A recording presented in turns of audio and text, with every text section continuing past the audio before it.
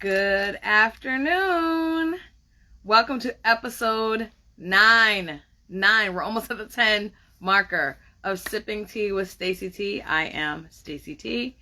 So excited that you decided to join me this afternoon, and I'm hoping that what we discussed today hits the mark with someone, makes someone think, makes someone have a conversation. But that's the goal. That's kind of the goal of this whole platform. And so again, thank you for joining me. Thank you for being on this journey with me. As you may or may not know, if you're new to this platform, you wouldn't know that I do this, but Sipping Tea with Stacey T does indeed sip teas, as the title might denote. So the tea that I am going to be trying today is an afternoon tea from Charbrew. So this was actually something gifted to my sister. And I'm going to be the person to test it out. So I'm going to be the first person to test this one out. So afternoon tea from, hopefully you can see that, from Charbrew. I've actually never heard of the brand, so it's going to be a first time for me trying it out. I have no idea what the afternoon tea, it is a black tea, so it says black tea, and then it says also the noir, the French speakers at me, and it has also in a couple other languages that I do not speak, so I'm not going to attempt to talk about it. And it's also packed in Sri Lanka, so again, that'll be interesting to see what the flavor is. I have a new mug today. Well, it's not new to me, but new to you all. It's my Be Happy mug. Ooh, it is glaring hardcore, so sorry about that, the yellow. But this right here says Be Happy, so that is what I shall attempt to do today, letting people come in on this crazy, we're having such crazy weather here. Why is it snowing? I think we're pretty much all over the snow, and it is indeed, well, it stopped now, but it was snowing, and so that's a little annoying. But I'm going to get this tea started. And again, for those of you who are going to be viewing this later, tell me what teas you're drinking. And for those of you who are on now, what tea is your favorite? Do you have a favorite tea? Is there a tea that you would like for me to try? I will say immediately, I mean, as soon as the hot water went on this, it got dark. So that's interesting, because that's not always the case. So let's see what this one ends up tasting like. I'm going to give it a second because this is extremely hot water, and I like my taste buds, so I'm not going to do that. Today's topic has been one that I think I've kind of hinted on in a variety of different capacities. I've hinted at it because I think it's one of those topics that kind of jumps around or intertwines. I was going to say interwingles, but it's intertwines or intermingles with one another. And so that's why it kind of ended up being the topic that we're discussing today. And the topic is, what we see is not always what we get. And, you know, it's interesting because a lot of people will talk about things like, you know, Stacey, I keep it real. I'm always keeping it 100. You know, I can't be fake. But the reality of it is we are actually taught, even from like a very young age, whether it's, you know, having some people had imaginary friends, or, you know, played and had make-believe, and you know, dreamed that you lived in a mansion, or you were a princess, or whatever it was, right? So we all had those, we all had that, you know, that desire, or kind of were taught that that was okay to make believe, to pretend. But I'm curious as to, and I don't have an issue with that, by the way, because as somebody who, you know, wrote plays for a long time and still does write, I think that it's important to kind of always exercise that part of your brain, always exercise that part that can, you know, think in the things that don't make sense. And if you're a person of, you know, faith, especially, I'll speak about myself as a Christian, you know, faith is believing in the things that you don't see, right? So that, I think that muscle being flexed is not a bad thing. What I think can be interesting is how it impacts us throughout our life, and how it may impact us in positive ways and how it may also impact us in some negative ways.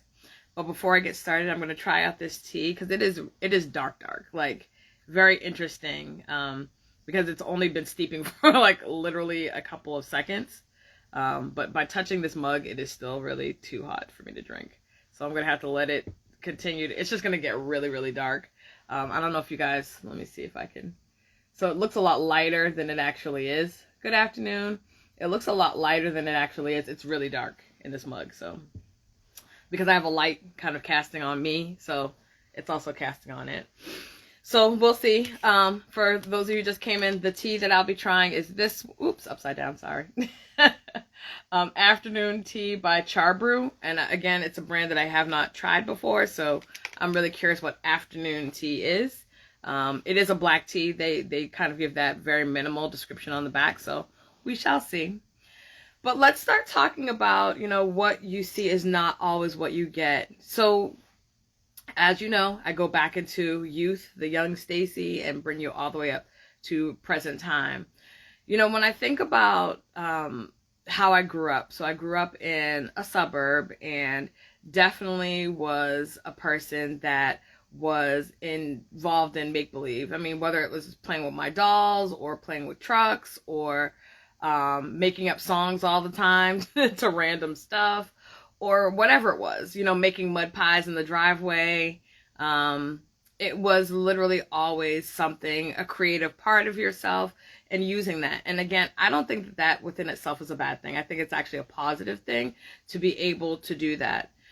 However, when you start thinking about, how you look at the childhood version of yourself and how some of that stuff dials itself into and continues on through your adolescence and then all the way into adulthood, that's kind of something that I want to unpack a little bit. So for an example, right? I was one that, really believed in, and it's funny, I don't think I even recognized that I believed in this until I was older, but I think I definitely bought into the Disney version of like relationships and all that. Now, I clearly know that that's not the case now, but I think even into the teenage years where I didn't feel attractive and, had like all this inner turmoil, kind of not feeling like I fit in anywhere, not feeling like I was attractive, and then kind of seeing all these other people living their lives and dating and whatnot, I was always in the mind space that it's okay because you know what, someone will come and rescue me. Like, I think that that's truly, what I thought. And so in looking back and reflecting on my initial relationships, I held them up to, and I did not realize I was doing this, but I feel like I held them up to an impossible standard. Because, and while there are certain things that I would still hold true to, I still think that there's an importance of being a gentleman and opening doors and all of those things. Like, I personally, that's my standard, right? But like him rescuing you on a white horse and living happily ever after, what does that mean? And unfortunately, again, that is something that I thought about as a kid, right? As a little girl playing with my dolls, playing with Ken and Barbie, and then other dolls that I had and whatnot. I recognize now that that's kind of what I was establishing as what I thought was my normal, right? What I thought was the truth about, about relationships. And quite frankly, I watched a lot of TV, a lot of it because I think that even looking back on it, I just loved acting. I love the idea of a story. I really like that. So I think that was a lot of the reason why. But again, looking and unpacking it now, I can kind of see how it impacted the Stacey that's the adult. But there's a phrase that I think that we can, well, maybe not all of us, but many of us can relate to. How many of you have ever heard the phrase, we're going to fake it until we make it? And if you have you said it to yourself? Have you said, you know what? I don't know how to do this. I don't know what it is. But we're going to fake it till we make it. That's a really common phrase. And I know I have said it. I've said it about myself. I've said it when, I got a job and I knew a lot of the components of the job and how to do it, but I didn't know everything. And I was like, you know what? We're going to fake it until we make it. We're just going to keep pushing forward, and that's going to be fine, and everything will work itself out. But what does that establish? When you're already kind of going into a situation, not feeling like you really, know everything, or not feeling like you can fully contribute because you don't know all the things that maybe the job entails, then you've heard it. The reality is you're going into a situation and you're saying to yourself, I'm going to fake it. I'm going to pretend that I know what in the world I'm doing, and then hopefully it will work itself out.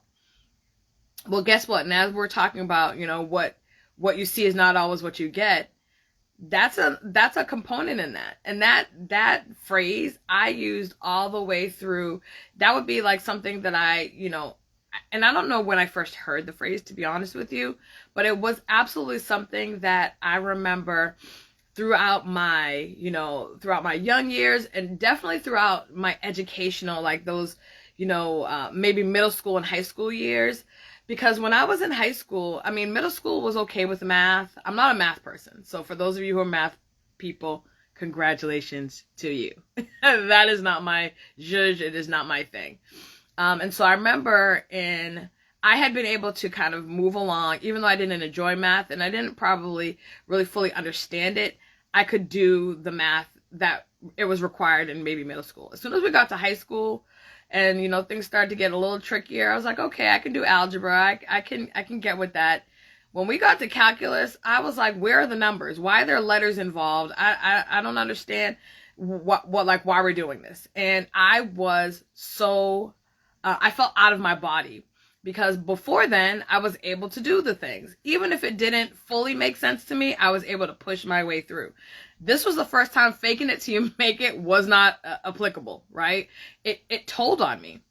And so what people saw is this, person that knew how to do school. They knew how to do academics. They were smart, right? One of the smart kids, so to speak. One of the nerdy kids even, so to speak. But that was because you're comparing me in subjects that for me were things that I was able to do. Right? Letters are for the alphabet. Absolutely. I agree. Get them out of math.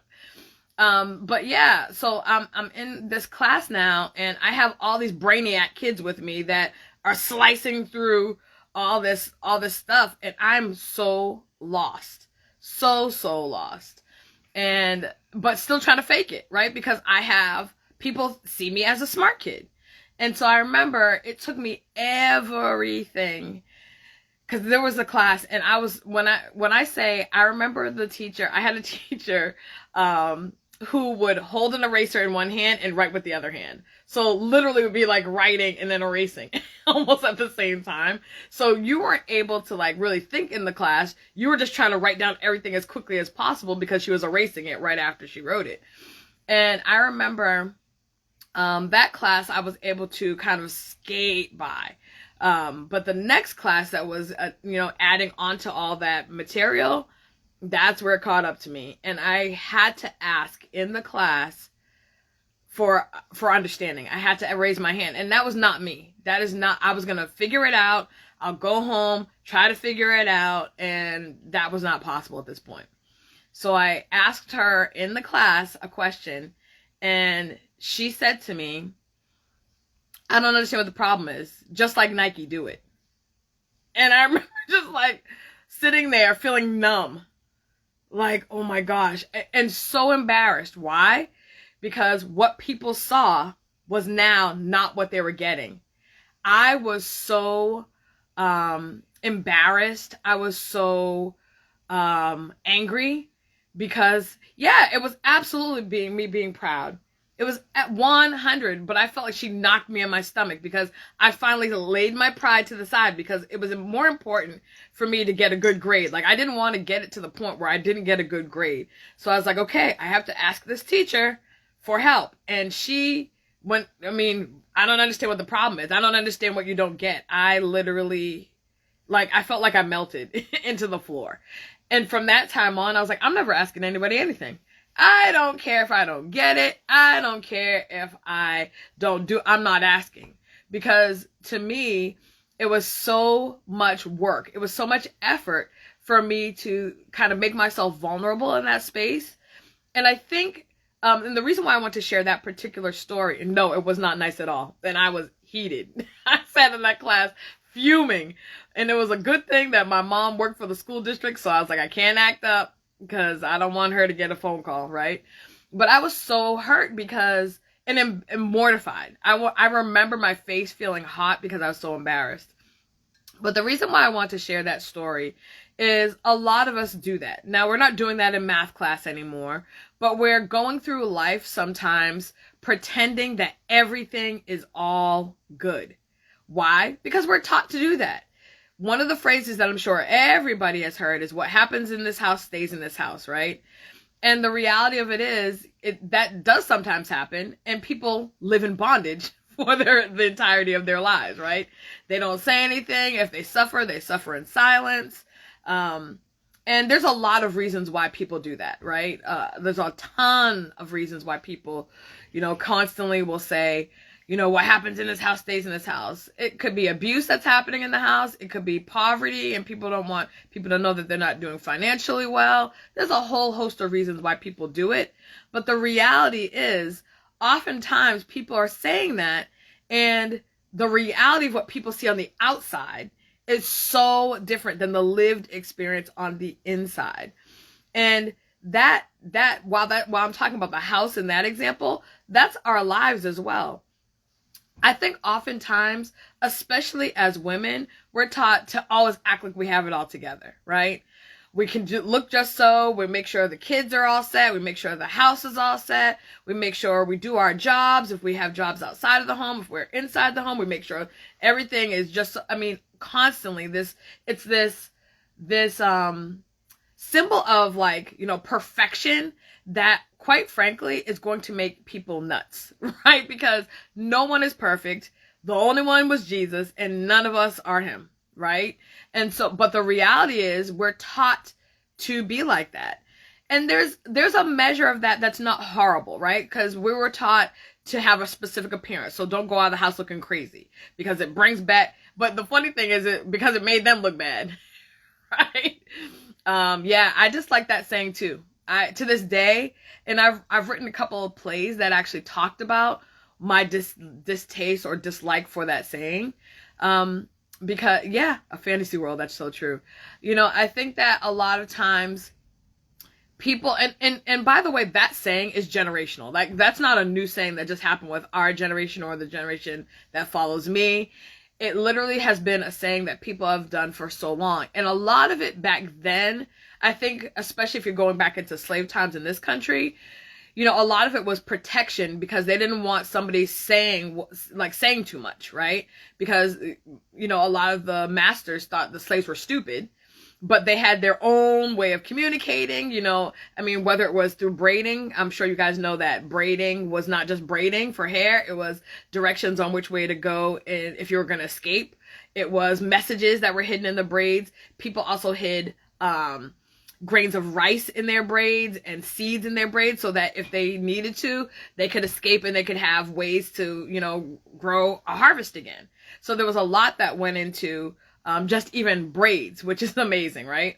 But that's why that phrasing took place back then. But also there was some measure of, we don't want, because there was some embarrassment, let's be honest with that. Even when the women back then were raped by the masters, some of the men were angry and they didn't want to look at their wives anymore because of them being tainted or tarnished and all those things, regardless of it making sense, regardless of it not being their fault at all. That's why I think a lot of that also seeped in. And you had people that were raising other people's kids because you had the master's kids that the husbands are now having to raise. So there was a lot of that, right? A lot of pride, a lot of embarrassment, a lot of shame that is connected with that phrase. However, for a lot of people that were suffering in their homes or how they were raised, that kept that system of oppression and depression and abuse, it kept it hidden for so long that people just lived lives that were shells of what their lives could have been. And so for that reason, that phrase to me is very, very dangerous. I agree that people want to live in a fantasy world. I think that people still want to live in a fantasy world.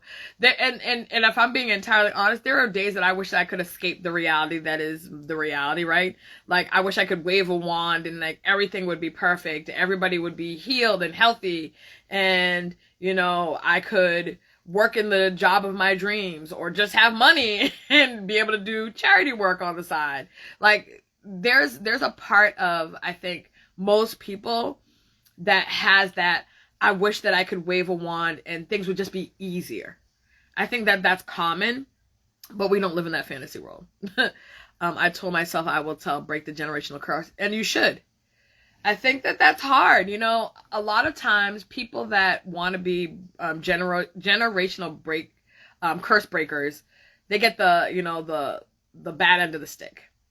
People will say, oh, they just can't keep their mouth shut, and it's all about them and this and that and the other. But like, at what point, and tell me this, at what age are you supposed to be free for yourself? At what age are you supposed to like say enough is enough? I don't want to carry this on to the next generation. Like, at what point does that happen? There are some people that actually, I think, quite frankly, don't have an identity outside of trauma. They just don't.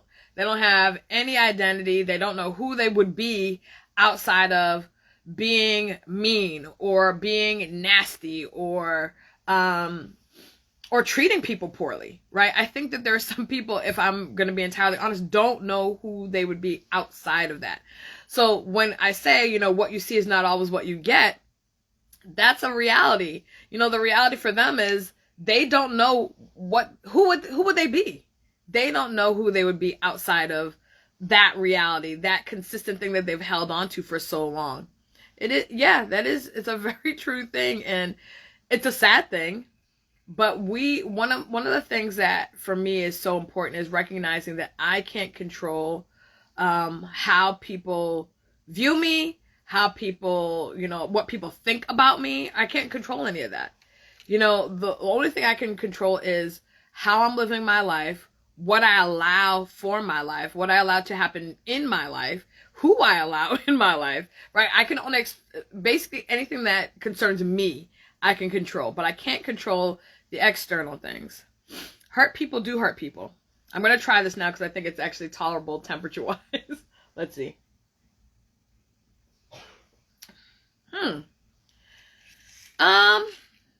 Honestly, it doesn't taste any different than like English breakfast tea. So I'm wondering if, and there is one in the sample pack that is English breakfast tea. So I'm curious as to what the actual taste difference would be. So we'll see. We shall see. So I'm going to let it steep a little bit more, but it is super, super, super. I think this is the one thing that I will say that I will note. And I'll try to show you. I don't know if you'll be able to see this because it looks lighter than it is. This is probably the darkest tea I've seen in a long time. Like, it is dark. So that's the one thing that I will say that I noted is different. And it does taste, it's a very strong taste. So if you're not like a black tea drinker, you'd probably be one that would absolutely want to add cream or milk or something like, or some type of dairy or non-dairy substitute in that, because it is dark and you kind of taste that the strong black tea taste. All right, so let's come back to this. Very true, but some not intentionally. Yeah, you know, I don't think for the most part, so I'm gonna put that like caveat on it. I don't think for the most part that people intend to be hurtful. There are some people that don't know any other way, right? They really don't know any other way other than to be mean and petty and all the things. But I think most people are so busy protecting themselves that they don't even really consider what they're doing and how what they're doing might impact the next person. So it's not even, I don't even want to say that they're being selfish or even self-absorbed, even though on the receiving end it feels like that. I think that people are so busy protecting themselves from hurt that if they hurt you as a bystander, then it's like, well, that is what it is. That was not my intention. But the fact that you got hurt, you know, was because you were standing in the wrong place at the wrong time. So I think that that's often what it is. Now, as I was talking about how I saw, you know, what you see is what you get. even in, you know, in middle school and in high school, and how that kind of showed itself in the family dynamic. Yes, people do have their guards up a lot. They absolutely do, which is actually a good segue into why people don't, why what you see of a person is not always really what you get. You know, the interesting thing, especially I'll go into like me kind of dating, and that was probably I'll go into like the college dating. This is a very interesting story. I don't know if I've ever even shared this story, so you're gonna have an inside scoop. But I remember that I was so excited. I was on dating apps because I was not trying to really date a lot of the guys on the campus because, you know, I was around them and I saw what they were like, and I was not interested in that. Sorry, my camera, the light is flickering, so I'm just kind of trying to figure out what's going on with that. So if I go, if you see the light moving, I apologize, but it's flickering, so have to handle that. So when I was in college, I ended up meeting this gentleman, and, you know, when I say on paper, he checked off all the boxes, right? He was, so I might have been a sophomore or junior. I think I was a junior at this point. So, you know, excited about, you know, meeting this person. He seemed to have his stuff together. He actually had just graduated college a few years prior. He went to college out of state. He went to college in New York. He was an engineer working. And, you know, it was just, he seemed like a great guy, right? And I remember, when we would hang out, like it just being easy. Our first date is funny enough because, you know, again, I really feel like God protects babies and dummies, and I was definitely a dummy in my early dating years. But so what I did was you know, when I met him on the college campus. I had him come to me, and I had a couple friends. We all like walked up in his car from different angles, type of a deal, just to see like his picture was the same. He seemed the same. He seemed sane, all the things, right? So in any event, he passed those checks. Ended up going to a matinee. We went to like, I couldn't even tell you what the movie was, to be honest with you. And it was one of the least expensive dates I've ever been on. And it was one of probably super romantic, super sweet date. We went to the matinee, and then we didn't want to let our time end, and so we decided to go to Boston Common. And it was I don't remember exactly the month it was in, but I know it was a chilly month because it was like we still had like some type of coats on. And we went and we swung on the swings, and we went on the jungle gym and all that stuff I could not do now. Right? I might be able to swim on the swings, but you ain't getting me on no jungle gym or anything like that. But we did that. And then I was cold, and so we ended up going to Dunkin' Donuts, and I got a hot chocolate, and he got some type of coffee or whatever. And this song came on, and he was like, "Dance with me." And we danced in Dunkin' Donuts. Right? It literally seems like something off of, like, again, a Disney movie, right? Seemed like all seemingly good, whatever. We hung out a lot of other times, went out, you know, random dates, regular stuff. A lot of it not super, but again, in my mind, you know, he's an engineer, he's starting out. I'm not trying to, like, you know, take this guy for his money, even though he was making good money, right? I'm still in the mindset of like, I just want to spend time with you, getting to know you, blah, blah, blah, blah, blah, right? So, long story short, because I could go into this as a very long story. Long story short, there was one point in time that he was like, "Hey, I need to go to my house real quick to grab something." So I went to his apartment. His apartment was super like a bachelor pad. There was like nothing in there. There was like a couch, a TV, and like some random, like his bedroom set, but there was like literally nothing in there. And I noted like, there's like no anything, like not a woman's touch anywhere, right? So in any event, that went on for a while, but as time does, and how my schedule was changing, and I got busy, and his schedule was changing, and we were trying to, because I was literally staying up with him to talk on the phone all night long. Like, it was crazy. And then going to class. I was like, okay, even young, I was like, this is too much.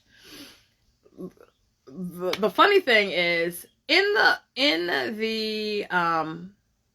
in the kind of the group that I was in, a group of people that I was hanging around, there was this one person, we used to call her Detective, because she would find out all the dish on everybody. Come to find out, homeboy was married. He had a whole family in New York. No, in DC, as a matter of fact. He didn't even give me his real last name.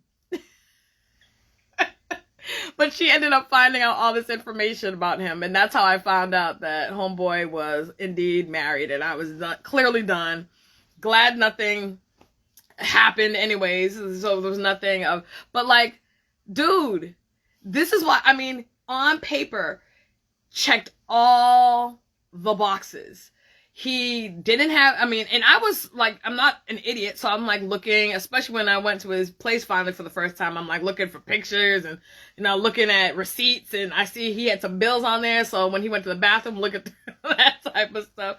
I'm that person, right? So I'm doing all that, doing all the due diligence, but there was nothing for me to see. But it just goes to show you that when somebody wants to present something different, they will, right? So he went through a whole, because to me, that's a lot of work. So when I finally confronted him and he was like, well, you know, the typical, we're not happy, blah, blah, blah. I'm like, well, that's unfortunate for you because you made a commitment before God. So you need to work that out with him. But I ain't got nothing to do with this. Don't call me no more. Don't reach out. Like, there's going to be nothing. Like, we're done. We're all set.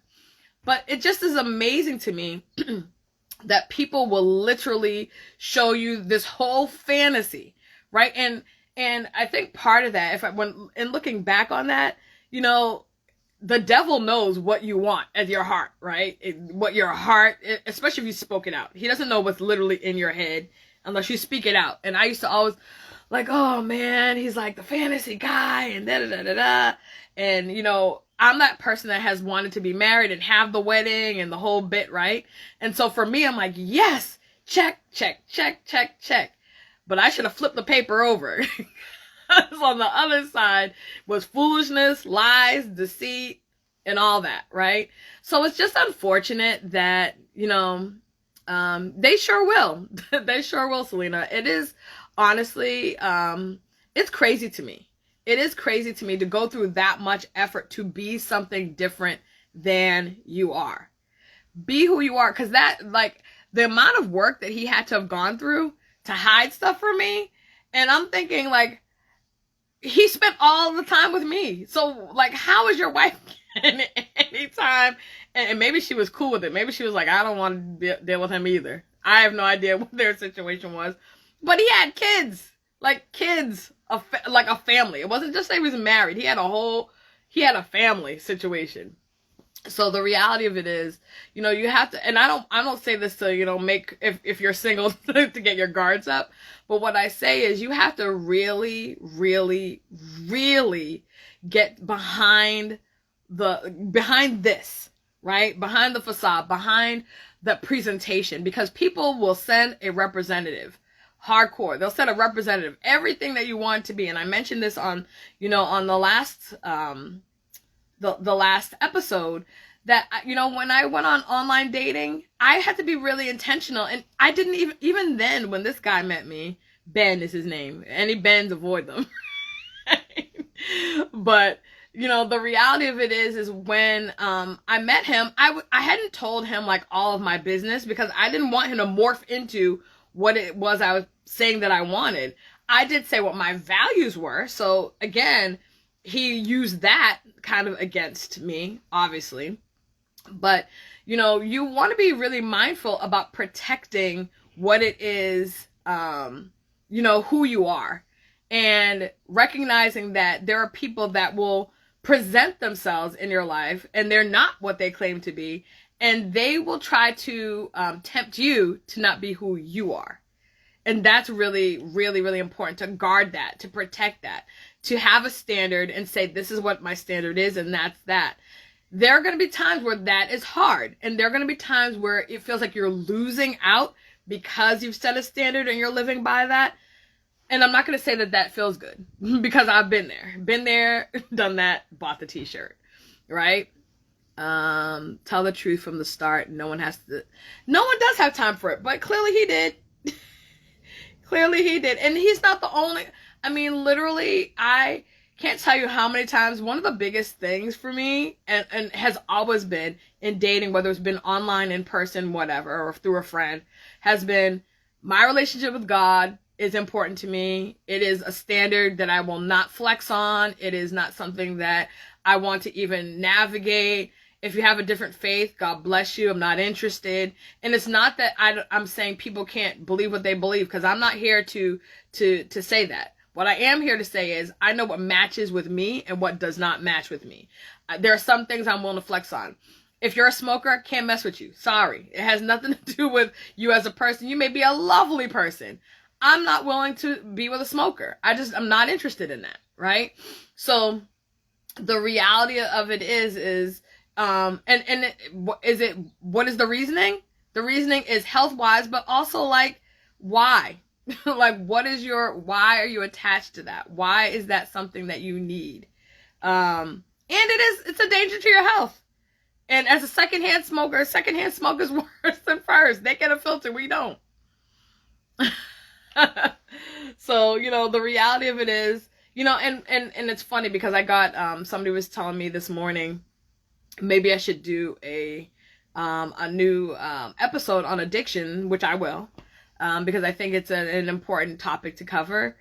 But the reality of it is everybody has their thing. I'm not here to change what your thing is, but I'm also here not for you to try to change and convert what my thing is, right? And I have to be mindful to share. That doesn't mean I'm not going to change, because there are things about me that need to change. There are things about me that will change, because time changes people unless they are so dug in and they refuse to look at themselves in the need for change at all. And that's the reality for some people. But I know that there are things in me that, what people see is not what they get, right? There are some people that, and this has been a thing that for my whole life, and not just for me, for my family, it's been interesting, is people have always assumed that I'm snobby or unapproachable. Now, the funny thing about that is I'm neither of those things, but but people's perception is interesting. It's always been because I've stayed to myself, and I'm a very big observer of people. So it doesn't mean that I'm not unapproachable because I'm watching how people interact. Let me be very clear. If you treat people around me like garbage, I don't want to interact with you. So if that makes me snobby, then I'm a snob. But what I will say is I don't want to be around people that treat people badly. I just don't. There's no benefit in my life to be around people that treat people poorly. Like, for what? I'm too old for that. So in that case, what you're seeing is me setting a standard. It is not saying, I don't want to be around a person that's different from me. Many of the people that are in my life are quite different from me. Quite different. They, are married. They may have kids. They right now, if they're working, they're different than me too, right? But they literally may be the type that goes skiing, or they run track, or they run a marathon, or, they own their own business. There's such a variety in the people that are around me, and that's not a bad thing. But what I will say is the people that are around me because I've already, and I don't want to say this in a way that sounds odd, but I've already vetted them. I already know their character. I already know how they will treat me. I already know what to expect from them. Now, that doesn't mean that every person that I hang around fits in all the environments either, because that's also not true. You know your worth and what you would tolerate from others. 100%. 100. And that was a journey. That was a journey, because oftentimes the title is what you see is what you get, is not always what you get. A lot of the reason for that is because I made people something different in my brain. One of the things that I recognize is I was giving people and this is like friends, people that I dated, people that are just maybe even relate, like whomever, right? I give people a ton of chances, right? And I have to recognize that that's not always healthy, because sometimes in giving people repeated chances, what you're doing is you're telling them that they can treat you poorly over and over and over and over again. And so I had to be really mindful. Hold on. I feel like I'm missing. That's right. Decide who can be in your space and occupy your time. Amen, sister. Yeah, no, that's, I realized I was missing some great stuff from you guys. Yeah, you know, you do that as well, as you give people time and chances. But there's a thing, right? There's a way you can give people a chance without making yourself or putting yourself in a position where they can abuse or misuse you, right? Because no one has time for that. Like, no one has time to be treated less than we deserve to be treated. And only you can decide what that is, right? You decide how I deserve to be treated. And if people don't fall into that, then why are they around? That's the question that you have to ask. And have you had a conversation with them? Because quite frankly, some people don't get it, right? Some people don't get how they come across. I know a lot of people that, and I'm a sarcastic person, so I have to be mindful that not everybody gets that, and not everybody even appreciates it, right? Some people get it, but they're like, I'm over it. Like, say what you mean to say. I'm tired of the sarcasm. So with some people, I have to dial it back a little bit because it annoys them. With other people, you know, we already get each other's humor, and they're like, girl, bye. You know, they already get that where I'm coming from, and it's fine for them. So you do, and that's not morphing, that's respect. That's knowing how to navigate. I mean, as adults, you have to learn how to navigate relationships differently. Not every person reacts to something the same way. Some of us can't eat the same food. We're allergic, right? So we can't treat everybody with like this blanket, this is how I am, and this is how I'm going to treat everybody. No. That doesn't work. That doesn't work. And it's not healthy to think that everybody is going to like bend over backwards for you, and you can't even bend over at all. Like not even at a 10-degree angle for them. That doesn't work. And quite frankly, that makes me look at you a little oddly, right? That means you still have a lot of learning and growth and humbling of yourself to do, because life doesn't revolve around any one person. And if you think that, then therein lies the rub. Therein lies the problem. You have to stop that, because I do it as well. Having established relationships. Yeah, you look, what I'm saying to you is not something that's always easy. It is something that I've continued to learn. And then even there are times where I backslide in that I let people, you know, that have treated me poorly get away with more than they should. And then when I call them out on it, sometimes they get defensive. What do you mean? That's not what I meant. That's not what I did. And I'm like, okay, you're not ready to have a real conversation about this. But you have to be willing to have those conversations, even if it's nerve-wracking for you, even if it's painful, even if it means that the relationship has to change, shift, or end. Like, there's a point in time, and this goes back to what you had mentioned earlier, Tiffany, about breaking generational cycles and curses. A lot of what we see is what we get is because of what we saw as kids. And now what we get now is what we determine, right? So what I get now, being what I get, is because I determine that I don't want to get, you know, the okie doke. Because you thought this person was one person, and now there's something different. You thought this job was one thing, and now it's something entirely different. You thought this opportunity, this trip, or whatever, anything that you are now in, that's in your world or that you're experiencing, you have the right to say, this doesn't fit me. This doesn't work for me. How you're treating me is not okay. How you showed up as one thing, and now it's like a Jekyll and Hyde. Like you came across as the prince, and then I realized that you were really just using Aladdin's lamp to trick me, right? You're really Jafar. You are not the prince at all, and I am no longer interested in. I don't think that we have prepared for those types of conversations often, because we're not really prepared to have conflict conversations. People like to avoid conflict conversations. And so when, you know, somebody comes to you as this, you know, person, and you see them as this thing, and then all of a sudden they're, because this is what I will tell you.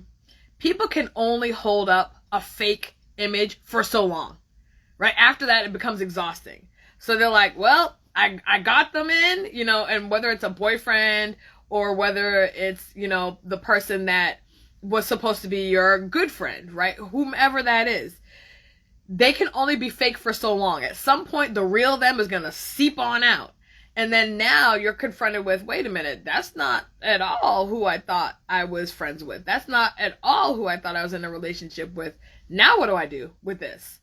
And you get to choose, because it is important to, again, set a standard and live by that standard, and recognize that what you see is not always what you get.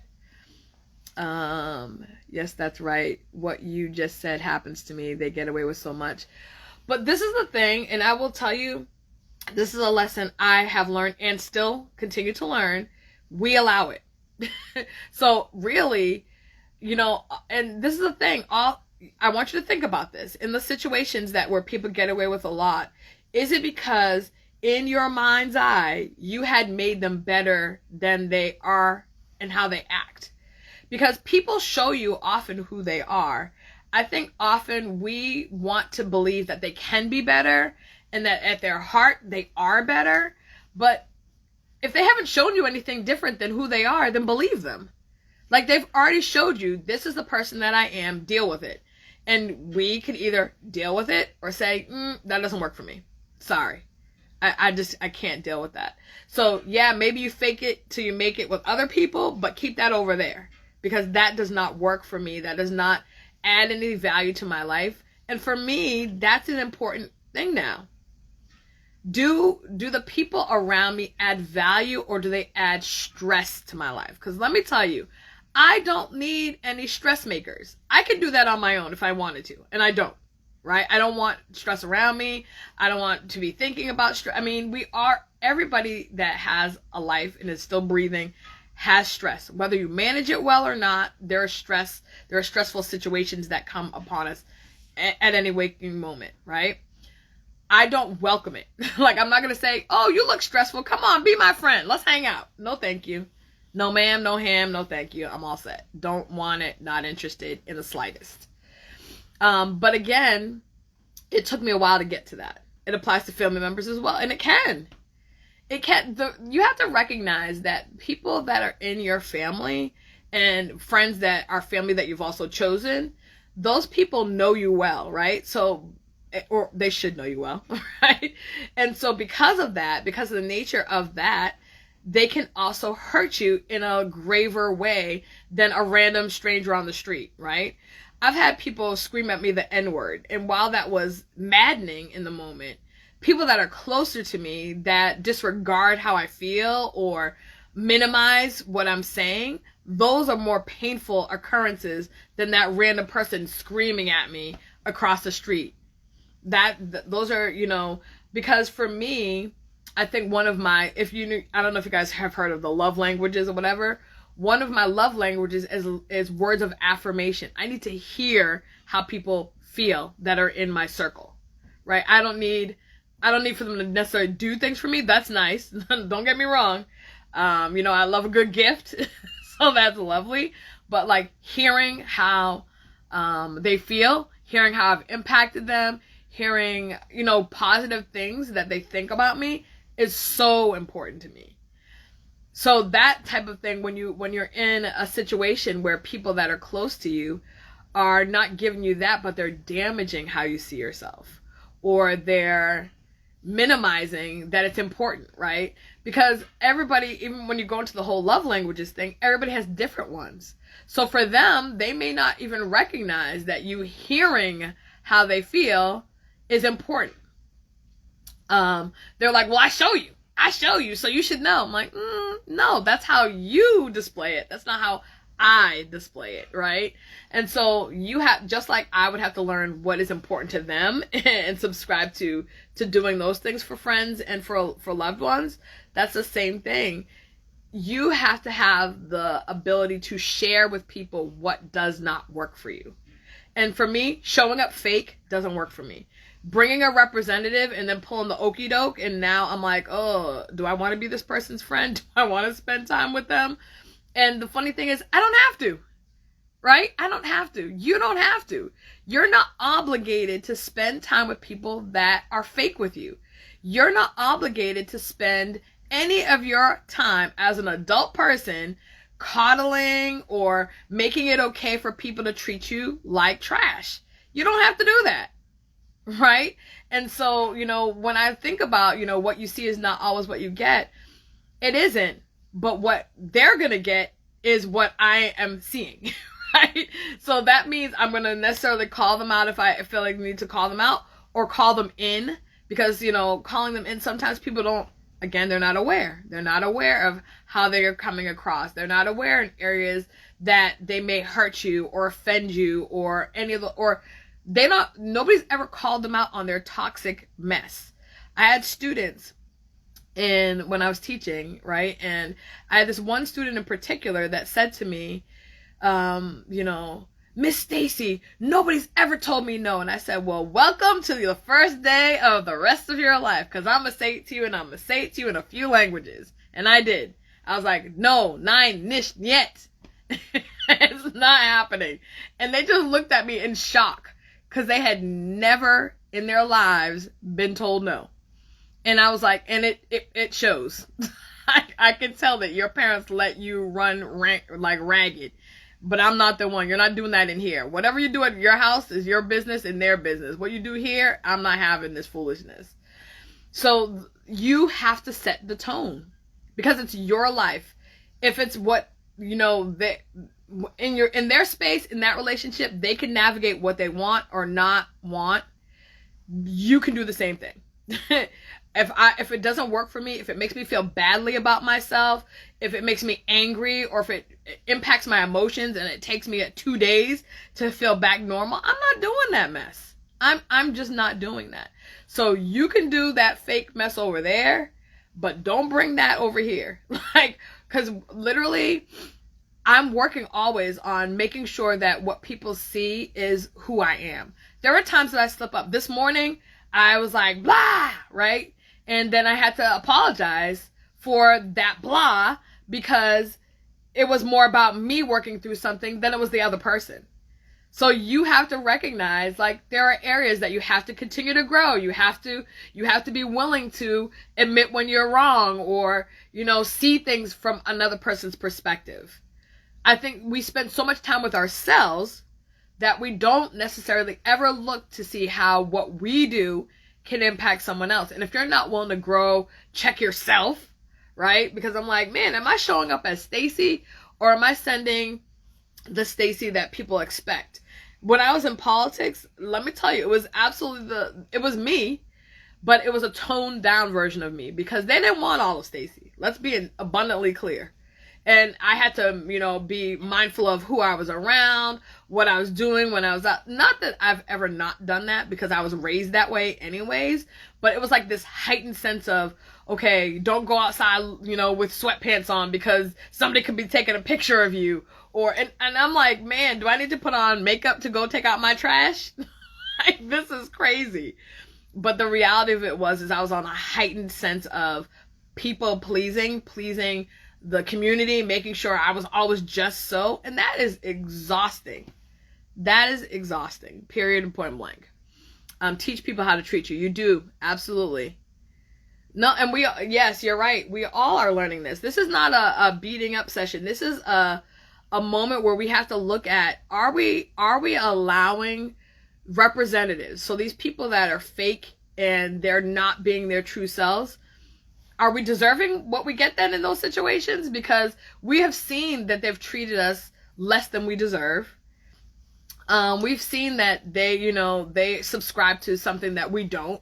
We can see that they've been toxic in their behavior. We can see that they have minimized how we feel. They can see that they've discounted who we are and what we stand for and what we want for our lives. We've seen all those things, and we're like, but you know what? I really see the good in them. Well, guess what? How about this? How about we let them show us the good, and then we respond? How about we say, when that person shows up, tell them to call me. When that person shows up, have them swing by. When that person shows up, let's go to dinner, or let's go to lunch, let's hang out at breakfast. How about any of those things happen? Instead of us constantly and repeatedly allowing for, you know, this representative, this person to be entirely one thing, and then pull the sheet down and we're like, oh, that's not at all what I thought I was dealing with. Unfortunately, there's a lot of that happens that we can't control. Sometimes it happens at work. Sometimes it happens as part of organizations that we're involved with. We can't always control it, but what I'm hoping today is that you walk away with the understanding of how you control what you allow in your space. Make sure that people, what they see from you is what they get, right? So they're seeing the one person that is the one person that is the one person, not the one person that's sometimes this person, half the time this person, and a third crazy, right? And we all have our moments. I don't want you to sit here and say, oh, Stacey's asking for me or implying that I should be perfect. No, because you're not Jesus. So nope, not doing that. But I do want you to be thinking about what it is that serves you well.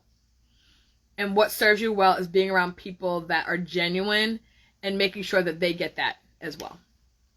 All right, so with that, hopefully you're going to be reflecting on what you see is not always what you get, but hopefully we're working in that in that direction. I want to thank you again for being a part of episode 9. On 10, I've been thinking maybe I do like a raffle of some sort. So I might be doing that. So stay tuned for some posts about a raffle, some type of giveaway for people that come onto that one. But they will have to be live. If you're not live, can't help you. Sorry. So I'll probably post about that today. Thank you so much. I appreciate you. Be kind to yourself, be kind to others, and extend to yourself, and please to me, a measure of grace. I look forward to seeing you next week on episode 10 of Sipping Tea with Stacey T. Have a great one. Bye, everyone.